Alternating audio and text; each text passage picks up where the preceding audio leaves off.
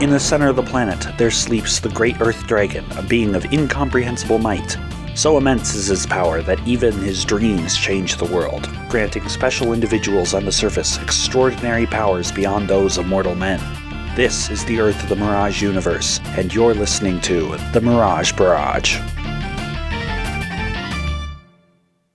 The wind still howled outside the hull of the Hawk, but now the ship didn't shake. Embedded in the wet sand, the raging winds were unable to take hold of the craft. Finally, for the first time in ages, the ethereal Hawk lay flat on the ground. Inside, people stumbled from the hatchways, cheering. Some took a moment of stunned silence to check that they had indeed landed safely, while others immediately took to pulling out tilted shelves and amenities and adjusting them back to a normal, level state. But they all cheered. At some point, they all cheered. Kelly Carpenter rushed through the corridors as they filled with people, shouting, "Make way!" even with a broad grin across her face. She ran toward the descending airlock, which was at the front of the ship. She raced into the long, unused room and grabbed the wheel of the hatch below. She twisted the wheel and heaved up the door, water dribbling off the bottom where it had been clinging to the slick metal. Below, in the soaked sand, stood the familiar green exosuit that belonged to Ethan Swanson. "Oh, hi. Didn't see you there," Ethan said. "Do you happen to know where I can find some great beachfront property?" "You know what?" Kelly laughed. "I think I know someone who would love to tell you all about the great opportunities of a timeshare here in Slant City. Well, I guess we can't call it that anymore." "Another great marketing campaign ruined by pesky progress," Ethan sighed, shrugging and shaking his head. "Do you think the people here can ever forgive me?" "It'll be pretty tough," Kelly mused, "but I bet I could put in a good word for you." "Awesome. Now get in here already, you big doofus." Ethan grabbed onto the rungs of the ladder she lowered and started to pull himself towards the interior. As he did so, the reins still clinging to his suit seemed to slip away or be absorbed into the tanks on his arms and legs. The fluid modulator swept away the last remnants of the storm slowly and easily so that by the time the suit stepped foot inside the ship, the metal armor was completely dry. "Kept us waiting, didn't you?" Kelly asked. "I needed to make an entrance," Ethan shrugged. "Well, time for round 2, Kelly said and opened the door back into the spaceship hallways. A deafening cheer rose again throughout the ship, nearly blowing over the exosuit. Ethan clumsily stepped into the broader ship, a little stunned by all of the thrilled faces surrounding him and people rushing forward to touch the miraculous machine that saved their spacecraft. "Mr. Swanson," the booming voice of Commander Errol cut through the roar of the crowd. "Congratulations, and thank you. What you have accomplished here was truly remarkable." "Well, thanks, Mr. General Man," Ethan said awkwardly. Just as the commander was about to correct Ethan, a voice cut in. "Commander Errol," Administrator Cabot said, pushing his way through the crowd. He caught sight of Ethan and said, "Mr. Swanson, what a feat! Incredible! You have the gratitude of generations to come, and speaking of future generations..." "Oh, brother," Commander Errol groaned. "I would like to draft a plan to begin reallocating resources to construct a new settlement on the mountain," Administrator Cabot continued. "We've barely landed, Administrator," Commander Errol reminded him. "Besides, we still have to reclaim that recycler and fabricator. We have a resource situation." "But you see, this is the most resource-efficient solution," Administrator Cabot said happily. "We already have many facilities retrofitted to fit an angled plane. We need only transport them onto the flattened surface where the ethereal Hawk used to be." "There's some truth to that, but there's more to it than that, Cabot," Errol continued. Kelly nudged Ethan's exosuit. "Let's go. They'll be at this for a while. Besides, it's getting a little crowded in here," she said. The crowd was indeed pressing in on them further, the excitement of having gone through everything and lived overwhelming them. "Sounds good to me," Ethan replied. Kelly pushed through the crowd, shouting, "Make way, step aside!" The crowd only parted with great effort, but having an ultra-powerful metal exosuit helped a lot. The trick after that quickly became to lose the crowd. As soon as Kelly broke through one side of the crowd, she turned back to see that they were following Ethan's suit, which could only shrug. Kelly dashed forward and waved down a corridor. Ethan made for it, the crowd running after him. Kelly ducked down a corridor at the same time as Ethan. She pointed the way towards another passageway, and the two rushed through that. Some of the crowd still followed, and Kelly laughed at the thrill and the absurdity as Ethan's suit clunked along loudly beside her. She ran ahead even further, and Ethan tried to keep up. He tried ridiculously to run more quietly, which of course the heavy suit was ill-suited to do. But they slowly started to lose the crowd. Finally, they darted through a final hatch, and Kelly sealed the door deep inside the ship. She struggled to catch her breath in between laughs. Ethan laughed too, finally taking in everything that had just happened. Kelly finally gestured towards Ethan's suit. "Well, go on, take off your helmet," she said. I can't actually do that," Ethan admitted. "Well, what do you mean?" Kelly asked. "The helmet doesn't come off anymore," Ethan answered evasively. "What did you do? Bolt it into your skull? I mean, it's thick enough, but come on. Seriously, it must come off at some point." Nope, it really doesn't." "Ethan, that doesn't make any sense." Well, just look." Ethan sighed. He flipped open the visor and reached up to the helmet. He unlatched it carefully and then pulled the helmet up just enough to reveal the vocalizer. But he couldn't pull it all the way off without pulling out the cables wired into the sensor packages and transmitter receivers in the drone's head. What is that?" Kelly Carpenter asked, only slowly processing what she was seeing. Is this just a robot?" "Well, it's more like a drone," Ethan explained. "I'm remote controlling it from a simulation tube." You're not even here?" Kelly said, shocked. She took a slow step away. "Well, no, but everything I do in the sim suit gets translated to—" "Let me get this straight," she continued, the joy on her face having drained away. "You convince everyone to go with the plan of moving the ethereal hawk, disappear for days, and then don't even bother showing up?" "Hey, it's not like that." "What took you so long to come back then? You knew the storm was going to be on us in 2 days. I told you that. It took you another 5 after it hit to make an appearance." "Well, it took some time to put the suit back together. I mean, if I was still here, I'd probably be dead." "You're not here now." "I'm here in spirit." "It took you 5 days to repair the suit." "Well, yeah, mostly." "You couldn't have gotten it fixed sooner." Ethan's silence answered her question, and her next ones too. She asked them regardless, interrogating him mercilessly.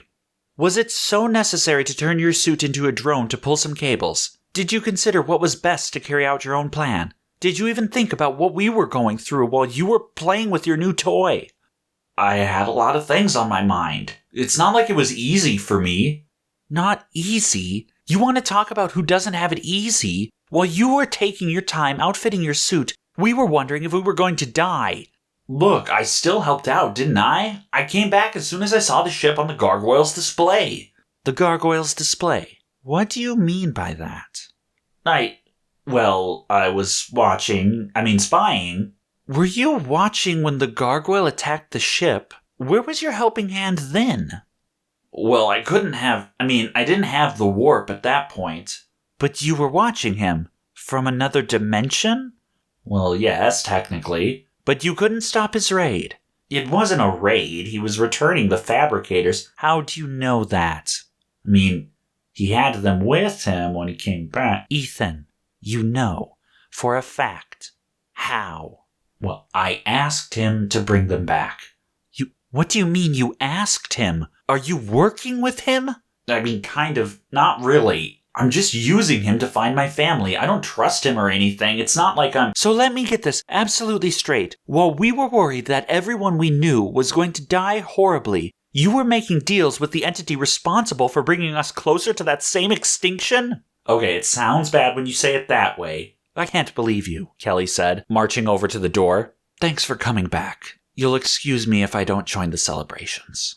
Kelly Carpenter stepped through the hatch and slammed it shut behind her. Back in the simulator tube, Ethan sighed. He had been hoping to work something out with the crew of the Ethereal Hawk, but now, based on Kelly's reaction, he wasn't hopeful. He decided to just forget it and leave before another confrontation could break out. Ethan entered a command on his command prompt and activated the temporal tug. His suit was yanked back into his home dimension, any of its damage or strain undone. And finally, Ethan disconnected his suit. Ethan connected the final wire in the Ansible and booted up the test program. The node cycled through the scanning protocol and identified the baseline characteristics of this dimension, setting it as the origin. At last, the final piece of equipment was in place. Only the information remained. Ethan picked up his laptop and plugged it into the laudable electronics network. As Ethan expected, it was child's play for him. There was no AI to block him out this time. The only question was if the Gargoyle had left the information he needed linked to the network, specifically whether or not his platforming and recharging station was connected to the larger network. The Gargoyle had just left minor access to that system through the main network in order for the platform to request more or less power while recharging the robot body, but that was all Ethan needed. The network of the charging node was far more sophisticated and yet more crude. It appeared that several fragments of code had been stitched together Frankenstein-style to get the platform up and running. It made cracking through the system particularly difficult, at times. Tackling it head-on proved to be time-consuming, but there was an obvious shortcut. Find the seams in the code and play the stitched-together bits against each other, and Ethan could blow through it even more easily than he had taken apart the LE network. Ethan's fingers trembled as he teetered on the edge of access to the Gargoyle's suit's memory core. With a simple keystroke, he was in. The recorded activity of the Gargoyle himself. Excited, Ethan tried to plunge into the deeper functions of the Gargoyle in hopes of sabotaging him completely. But there was no way to plunge deeper. The main functions only worked with the direct control of the Gargoyle's personality. Really, only the backup memory core could be accessed remotely. But that was Ethan's goal in the first place, so it wasn't a big disappointment to settle for that. So, where was the data? The data on the dimension warp that transported his family to another world. The data on the dimension warp that transported his family to another world. A little searching later, and he found it. It wasn't difficult. Much of the memory core was dedicated to previous warp jumps, and it hadn't been that long ago that this whole affair had started. He had it. Ethan downloaded the data and unhooked his computer. He clicked off the lights, pulled his hood over his face, and snuck out of the workshop, and then the tower. He had a destination. Ethan strapped himself into the simulator tube and powered up the exosuit. It rose to life from its mount in the vacant garage. The hiding place wasn't ideal, but it wouldn't have to last much longer. Ethan was on the verge of finding his family again. The exosuit stepped from the platform and slipped the warp generator into a slot in its stomach. The generator charged, and Ethan reverse-engineered the coordinates he needed. The tube was synced up. Every movement he made was reflected by the suit, and he saw it all through the digital visor. Only with a specific eye movement pattern and a flick of his index and middle finger on his left hand would bring up the command lines. Only a specific eye movement pattern and a flick of his index and middle finger on his left hand would bring up the command lines. He used this to finalize the coordinates and enter in the final command. Clicking out of the command line, he watched as the bright light engulfed the suit. And suddenly, the night was gone. The exosuit hung in midair for a moment, gazing out at the bright blue sky before falling heavily on thick green grass that grew abundantly on the rolling hills as far as the eye could see. As Ethan got his bearings, he noticed a fast-flowing river cutting through the landscape. On closer examination, there was something odd about the river. It was more like an extremely long canal. Ethan could see stone bricks showing on either side of the flowing water. They cut into the plains abruptly, making little cliffs on either side. The stone walls channeled the water in a winding path that would have looked natural had the water level been just a little higher. And then he noticed some other oddities. Off in the distance, at the top of some of the hills, he could see small, pointed spires peeking out. It was as if the hills were sunken buildings and the spires protruded from their steeples. Even further off, he could see a rounded, dark stone dome, and it looked like the river led there. Since there was no sign of life anywhere, Ethan decided to head towards the dome, the only real landmark he saw. As he ignited his engine and started flying that way, however, a shadow started to engulf him.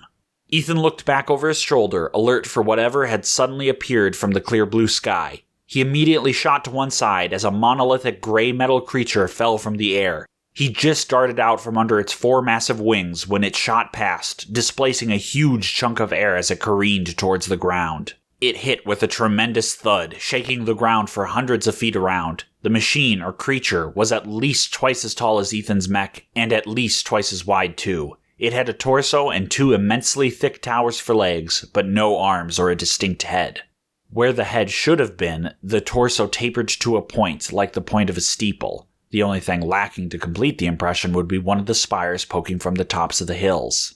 It turned to Ethan slowly, revealing a dark, cavernous hole where the face should have been. It would have been like a small window had it not been so pitch black and seemingly endless. The giant beat its 4 wings in unison. Each was as long as the giant was tall and was connected around the shoulder of the machine, just above where an arm would have been. All at once, the impossibly heavy thing flew into the air, propelled by engines on the underside of its wings. Ethan nearly darted out of the way again, but this time, the giant twisted and flicked out one of its wings. It struck Ethan's exosuit hard. Had Ethan been inside, he surely would have been knocked unconscious by the brutality of the blow. Instead, his simsuit merely adjusted the position of his limbs to reflect that of the suit. It did so quickly, but safely. Ethan powered through the pull of the simsuit. Instead of him being forced into the same position as the exosuit, the armor struggled to match Ethan's gestures. It powered up and managed to force itself into gripping onto the wing. As the giant's ascent and spin came to a stop, the exosuit clung on. Ethan went straight for the high-pressure water saw. He cut into the top of the wing, but the thick metal resisted. Another super-durable alternate dimension material. But Ethan was persistent. Just as the giant started to twist again, Ethan managed to cut in a single handhold and plunged his gauntlets into it. The armor was nearly flung off as the giant spun and crashed back down to the ground. The exosuit was slammed back into the wing as it landed, but Ethan still wouldn't release his grip. Suddenly, a stream of missiles shot up from the back of the giant. The dozens of tiny darts shot into the sky before arcing around towards Ethan. They looked very familiar, just like those of the Gargoyle.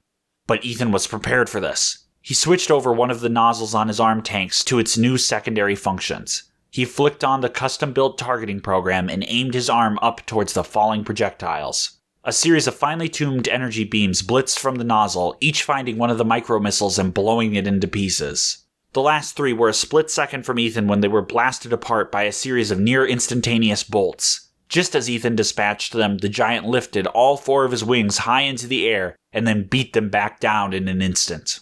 This time, Ethan was ripped from his perch and flung out and towards the ground. A moment before he hit, his large engine burned to life and picked him back up into the air.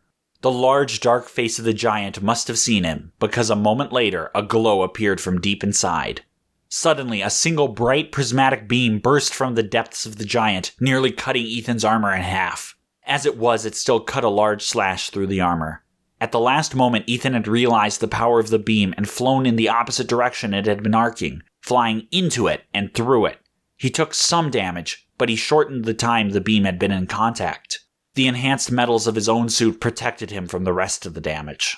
Ethan saw the giant winding up for another shot and realized that with the range of the beam, there wasn't an easy way to avoid it. But there was one way. Ethan shot forward and slammed his feet into the patch of ground between the giant's enormous feet. Almost at once, the giant raised one of its massive pillars to try to crush Ethan with its weight. But the slight hesitation had been enough for the green exosuit to recover and latch onto the other one. The giant tried to slam this leg down as well in the hopes of shaking Ethan off. It didn't work. Ethan climbed up and around to the back of the leg and activated his water saw again. He cut at the back of the giant's knee at the gap between the armor plating. This was far more pliable. The giant stopped stomping, which Ethan was fine with. It gave him more time for the cut. But the giant hadn't abandoned its defenses. Its multiple engines flared to life and it picked itself off the ground. Once a few feet off the air, it bent its leg, moving it to slam its calf into the back of its thigh, crushing the exosuit between the two. Ethan realized what was happening as the leg bent and leapt backwards off the large metal limb. The giant hit the ground again and swept its wings towards Ethan. He had to dive back and out of the way, but then the giant followed up with another prismatic beam.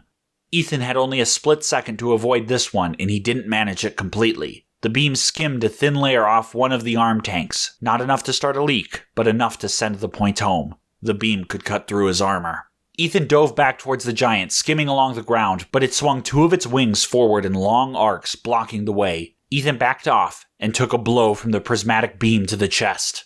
He was slammed back into the ground. The suit's systems flickered, but it quickly stabilized. Had the giant not hit the armor's most heavily reinforced area, the suit would have been blown to pieces. The giant was charging up another shot, and there wasn't any time to delay. Ethan darted to the side even before the beam was fired. Once more, the giant swung its wings forward to block Ethan's charge, but Ethan wasn't going for the legs this time.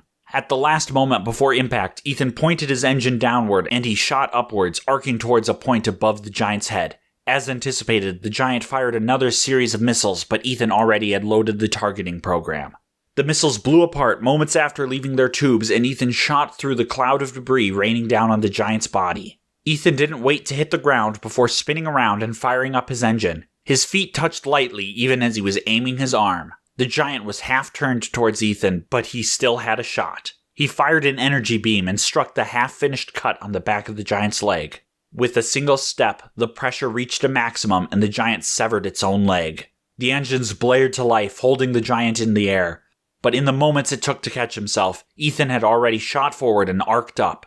Unimpressed by the burning engines, Ethan swung his fist upwards, sloshing the intentionally half-filled tanks for added power. He crashed into the engine, rupturing it. Ethan had already darted away by the time it exploded, heading for the engine on the opposite wing. A cloud of missiles shot up from the giant, but Ethan recognized this as a foolish gesture. He raced in a circle around the falling giant, and the micro-missiles impacted across its body, leaving little damage but likely clouding its sensors.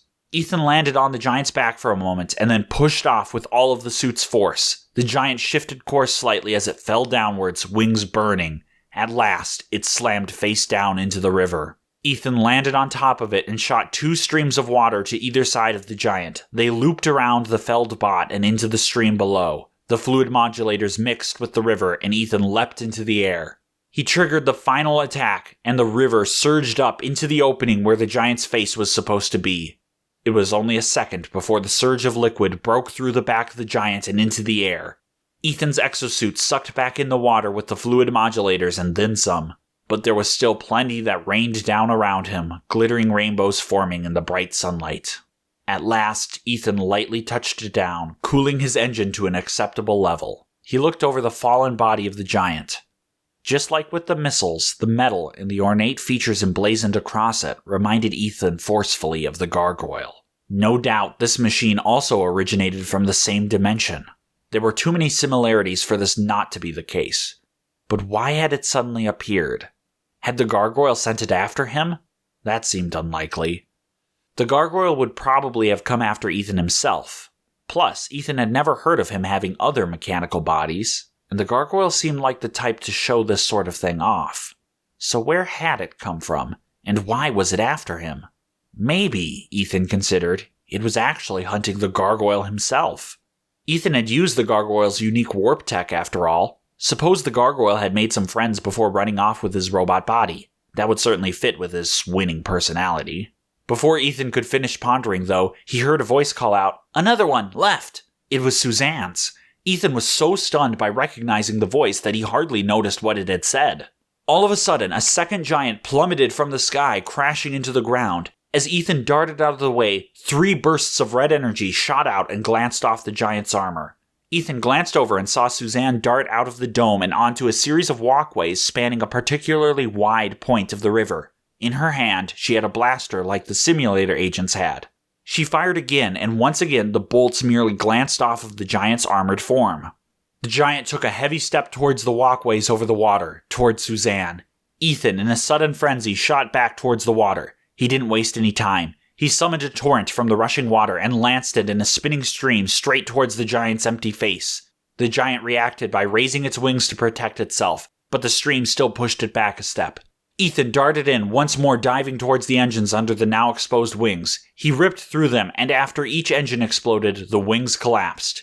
Ethan landed right on top of the machine and took back control of the stream of water. It reared up and plunged straight through the machine's weak spot. "There's 2 more!" Suzanne cried, sounding like she got cut off mid-sentence. Ethan spun around to indeed see 2 more giants appear and land on either side of the walkways, both up to their knees in the river. That made things easier, but Ethan was starting to panic. How many of these things were there? Suzanne darted back towards land as one of the giants approached. Ethan dove straight into the river and released a torrent of fluid modulators. From under the surface, he took control of the river and it surged forward with dramatic force. The giant stumbled, about to trip.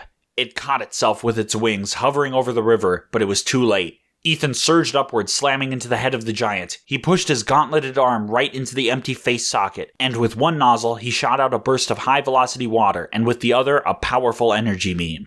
The two combined shot through the back of the giant, and its engines died. The enormous metal monster collapsed back into the river as Ethan shot away. Even as he dodged the swinging wings of the other giant, he saw two more descend from the sky in the distance. He needed more than to be able to just defeat these guys. He needed to keep them from coming. And right now, he only had a theory as to why they were here in the first place. If they were following the Gargoyle, if they were from that dimension. A wild thought struck Ethan. The only other thing he knew about the Gargoyle and his dimension was that it was connected to dark energy. If he could somehow do something with that, but he'd need something else. "Suzanne, are you alright?" Ethan called as he speared the other giant in the river. The giants in the distance were thudding closer. "No damage," Suzanne reported matter-of-factly. Great. Look, I don't have much time. Don't ask, but I think I have a way to get rid of these things, but I have to grab something. Just sit tight for a second. Stay down, would ya?" "Right," Suzanne said, nodding. "Taking cover." And she shot off towards the dome. Ethan activated the temporal tug and warped back to his little base. Immediately, he started to sift through the junk he had already accumulated. He only needed one thing, and at last he found it. The donut-shaped dish of the dark energy receptor. Ethan grabbed it and tried to activate the dimension warp again. To his dismay, it was on cooldown and wouldn't be back online for at least another minute. The thought of leaving his sister anywhere near those giants, even for a minute, was completely unacceptable. But there wasn't anything he could do. He had already used the temporal tug to bring himself back here. Now that he had rewound the suit's personal timeline, the tug didn't recognize the signature of the suit during its previous adventures. Or to put it more succinctly, since, from the suit's perspective, the whole incident with the giants never happened, it couldn't choose to reappear at that point. So Ethan was stuck there, waiting. He tried to mentally time how long it would be before the giants reached the dome where Suzanne was. She only had that tiny blaster. Where had she gotten that from anyway? Had Simulator found her and his mom and dad? And where were they? He couldn't take waiting much longer. There were too many unanswered questions and too many possibilities of what was happening a reality away. And he hadn't gotten much more than 2 words from Suzanne. Finally, the timer clicked over. Ethan immediately activated the warp and in a blinding flash reappeared atop one of the grassy hills on the new dimension. To his relief, the 2 new giants weren't at the dome just yet, but they were getting close. Ethan immediately held out the dark energy receptor and connected it to the exosuit. Activating and unlocking it, he now only had to figure out what exactly he was going to do with it. But just as he was starting up an initial scan, he immediately noticed that the warp generator device he had been using was emitting a unique dark energy signal. It seemed he had been right. In fact, almost as soon as he had reappeared, the giants turned ponderously towards him. They weren't exactly smart, though. If Ethan had the time... They lumbered past the dome, ignoring it. They were coming for him. That could work. Ethan darted back and started fidgeting with the receptor. He probably couldn't create a new signal from scratch, but maybe if he combined this with the warp generator, he could project the signal into a different dimension. He just needed a little time. And it looked like he had it. After 2 false starts, he picked up some random dimension's coordinates and he activated the device. For a second, nothing happened. And then, finally, the 2 giants stopped. They stood stock still for a moment or two, and then finally, their engines roared to life. They lifted into the air and faded away. Ethan relaxed in his simulator tube. After the tension had melted away, he lit up his engine and landed near the dome. "Suzanne!" he called. There wasn't any reply. Creeping spikes of fear shot up his spine. "Suzanne?" he called more desperately. But finally, Suzanne stepped out from the dome. Ethan relaxed again, this time more deeply than before. "Suzanne, are you okay? Where's Mom and Dad? What happened?" he blurted all at once. She blinked. "Oh, the armor. Suzanne, it's me, Ethan," he clarified. "Mission accomplished," she said. "I'm fine. I have all my lives," she continued. Ethan blinked. "What?" And then Suzanne flickered out of existence in a ripple of digital static. Ethan stared for several seconds before realizing what was happening. Suzanne, this Suzanne, hadn't been real. But she hadn't been a hologram, which meant the giants hadn't been real, which meant this dimension wasn't real. Even his suit. Ethan tried to shut down the suit and eject from the simulator tube. Nothing happened. He was trapped inside his own control module. Trapped. At last, a single word bubbled its way from the bottom of Ethan's heart to the tip of his tongue, and he bellowed, Sinclair! Swanson, came the mildly gloating reply. It seemed to come from right next to Ethan and yet from all around. It was an even volume, conversational, but eerie in that it came from nowhere. I thought by now you would have realized that is not my real name. I cannot tell you how frustrating it has been to have you refer to me by the name of my puppet. You liar. I should have known better. Ethan, give yourself a little credit. You rightly suspected some of my schemes. That's why you're here, after all. The problem is that you are, quite frankly, a rank amateur at stealth and subterfuge. You've demonstrated a delightfully devious disposition, don't get me wrong, but you lack any actual ability. I know it's far too late for you, but a piece of advice. If you're going to play this game, you had better be sure you can win. Ethan couldn't think of anything to say. No quip came to his mind. It was several seconds before he finally asked simply, How? How what? How did you beat me? What did I do wrong? The gargoyle laughed softly. What a pitiful display. Are you really going to deprive me of my victory? Are you going to steal any satisfaction I have by proving how pathetic you are? I thought you were at least something of a challenge. You were, weren't you? Ethan remained silent. Tell me, Ethan, you had some competency, didn't you? You tried, didn't you? What do you want me to say? Weren't you listening? I want you to say you had some spirit. I want you to say that you tried to put up a fight. You want to know how I found you? Then say it. Tell it to me. I tried, all right, Ethan spat. I tried to outsmart you. And you failed, the gargoyle laughed. Good boy, Ethan. But if you had tried just a bit harder, you should have been able to see for yourself how I did it. It was quite simple, really. That warp generator you stole, you thought I hadn't noticed? Oh, I was just waiting for you to make your move, and what a foolish move it was. Once I realized what you had done, I simply tracked the device. I admit I was puzzled by what you had spent so much time building, but once I realized you had created a control module out of a simulator tube, well, you see what I did with that knowledge. The warp generator, right, Ethan mumbled. Look, you obviously wanted the dark energy receptor. That's what all this show was about, right? Quite correct, the gargoyle purred. So you've got a clear course to your body, then? Oh, your Ansible node will be enough for that. What?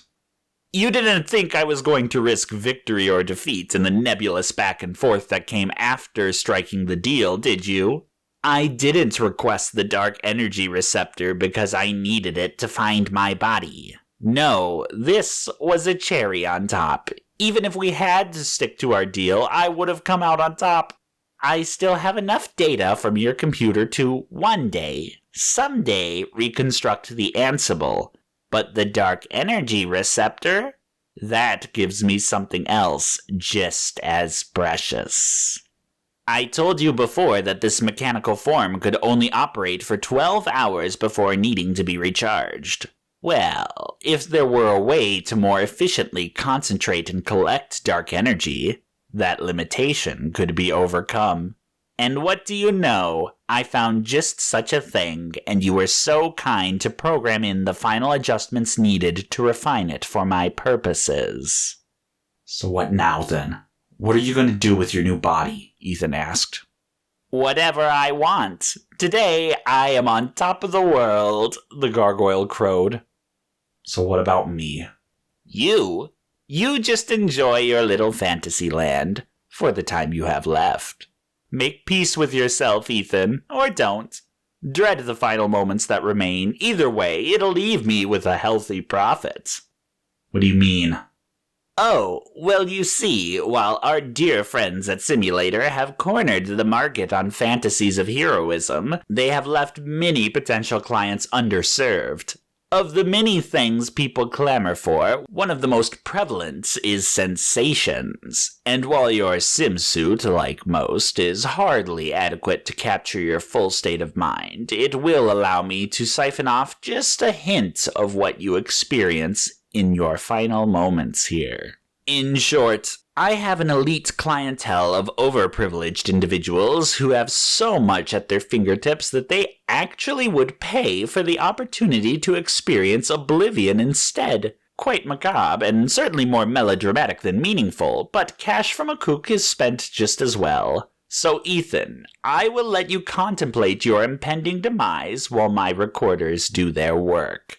But if it's any consolation, your last moments will live on in the minds of the melancholy long after you're gone. Unless they're not all that exceptional. In that case, I can't help you, so try to dwell in despair, otherwise I'll have to dispose of your dying deliberations. Farewell, Ethan. Before Ethan could shout a final protest, a strange click pierced the environment, like the ambient noise had suddenly been disconnected, or a headphone jack that had been only partially connected had finally been pressed in all the way. Either way, Ethan knew that the gargoyle wasn't listening anymore. He was alone. Alone with only the absent echoes of future consumers who might relive these final moments. Ethan tried to call up the command tree for the simulation, but as expected, nothing happened. He tried to bring up the options for his suit, but these were now gone as well.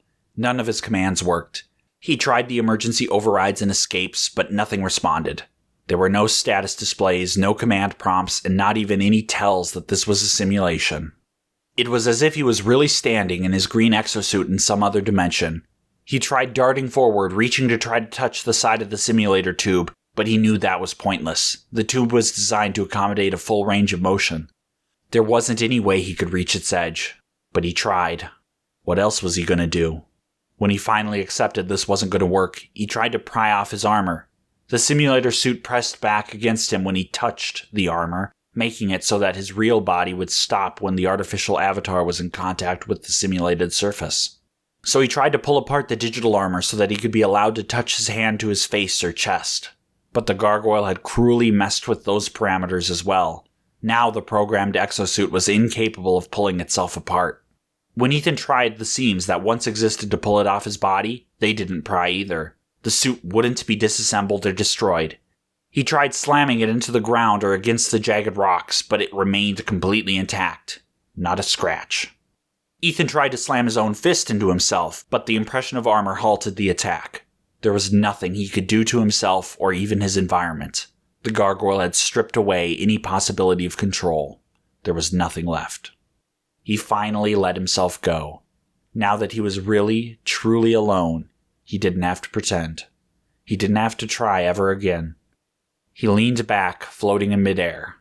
He hadn't even considered that this was possible, but now that the illusion of reality had been thoroughly shattered, he simply didn't care enough to notice the discrepancy with what should have been the simulated rules of reality. He hung there, hands behind his head, suit having vanished as well. Ethan stared up into the sky, but his eyes didn't see it either. His mind had retreated in on itself, but found little there to interest him. He simply existed, and did the bare minimum to acknowledge that existence.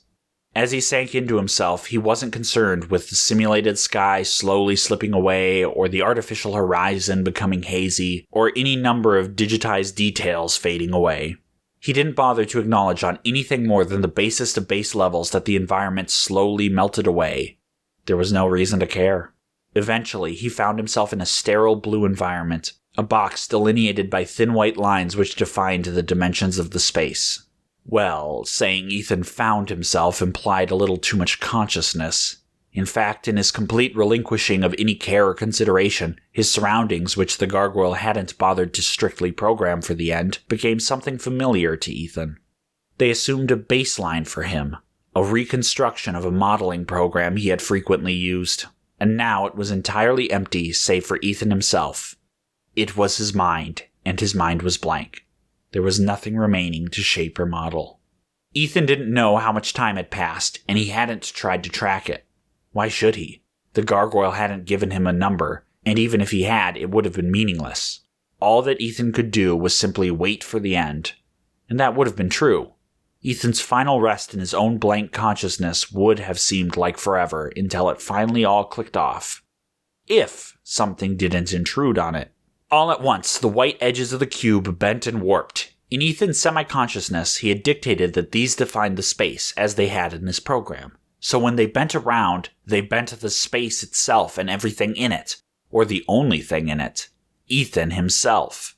Ethan was stretched and warped, twisted horizontally, vertically, diagonally. The sensations of his own mind and its thoughts warping in 3 dimensions snapped him painfully from his reverie. But the thoughts were twisted too. They were shoved into a space that couldn't accommodate them. Ethan was trying to birth a fully realized digital sculpture into a space that no longer correctly recognized the X, Y, and Z axes. The only way to make the shapes appear correct was to distort the values from what should have been appropriate. A triangle's angles no longer added up to 180 degrees, and making a straight line required an exponential equation. And then the parameters would shift again, the edges of the box slanting in a different but equally wrong direction, which would require him to adjust again. Except, why should he have to adjust his math for his flawed perceptions? If the space was defined, literally defined, by the white lines, then that was that. Even if it looked like 2 of the lines were angled towards each other, if they were once parallel lines, well, they were still parallel lines because they defined what parallel was. The horizontal and vertical were defined by these, so why should he try to fight them? And actually, since he was inside the space being defined, why should his perceptions be skewed at all either? Shouldn't he still be perceiving everything straight? And just as he thought that, just as he recognized the paradox of his perception, a voice spoke to him. "Hello, can you hear me?" it asked. It was completely unfamiliar, but quite calm. Am I hallucinating? Was the first thought Ethan clearly realized he was having, and apparently he voiced this too. Ah, good. No, I am very real, let me assure you of that, the voice replied. I am speaking to you from outside of your simulation tube. What? How? Who are you? Ethan was a little more conscious of asking these questions now. He realized there were several levels to his consciousness, and he could choose where to voice his thoughts, on which level they would best fit. And yet, there were so many levels. Silence one towards the surface, and the next one down would simply bubble up with thoughts, and so on and so forth. Maybe they continued on forever. How is rather complicated, but I will do my best to explain. I am altering the flow of electricity across several aligned systems, and by aligned I mean they are all physically in a line from each other. I unfortunately only have one tool that is effective in such delicate matters, and it, being a blade, only operates on a straight path. You're using a knife to mess with a simulator tube that's going to kill me? Are you crazy? Ethan blurted. At the moment it's more of a short sword, but yes, I am using a blade. No, I am not insane. I assure you I have perfect control over what I am doing. Okay, that can't possibly be true. Take that blade out before you kill me. I'm sorry, but removing my blade would have the opposite effect to what you want. You see, I arrived only a minute before the overload would trigger killing you. By inserting my blade carefully into the machine, I was able to delay the fatal blow by at least a factor of 10.